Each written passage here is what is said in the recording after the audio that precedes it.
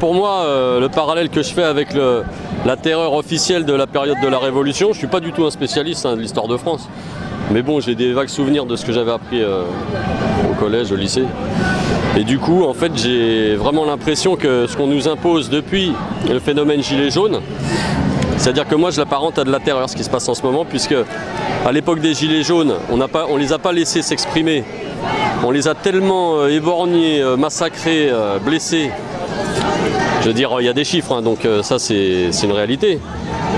Donc déjà il y a une forte, énorme pression, enfin une forte répression qui s'est passée en 2018, 19, 2020. Et après pour moi, mon interprétation de ce qui se passe avec le Covid, là je prends des pincettes, hein, mais pour moi c'est clair. C'est que du coup, ils ont attendu ce prétexte de révolte populaire pour pouvoir faire un plan qui était à mon avis préparé depuis des années. Et ça les a tellement secoués, cette histoire de gilets jaunes, des révoltes un peu anticapitalistes qui se sont passées dans le monde entier, qu'ils sont passés à l'action avec un plan qui était préparé, donc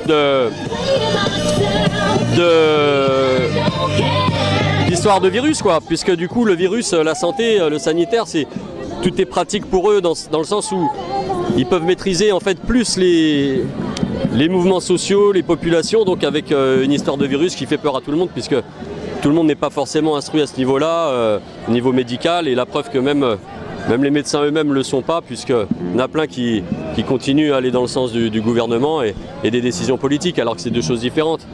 Voilà. Donc pour moi, c'est terroriser les gens avec l'histoire du masque, donc leur faire peur avec un virus qui existe peut-être, mais comme chaque année, comme depuis la nuit des temps, il y a des virus qui tuent des gens qui sont faibles ou qui ont déjà des pathologies, voilà.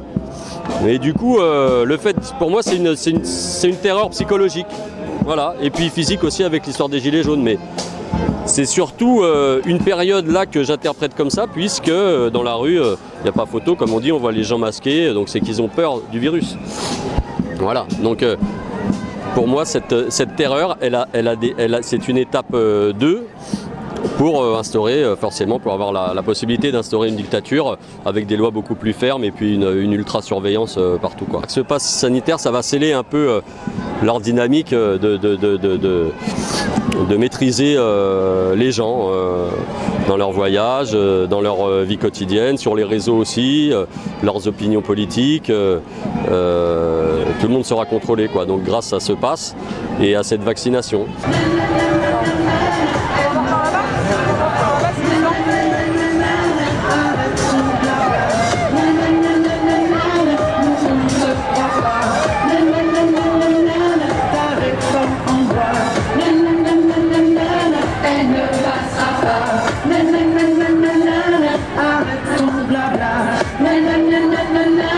Nous on te croit pas.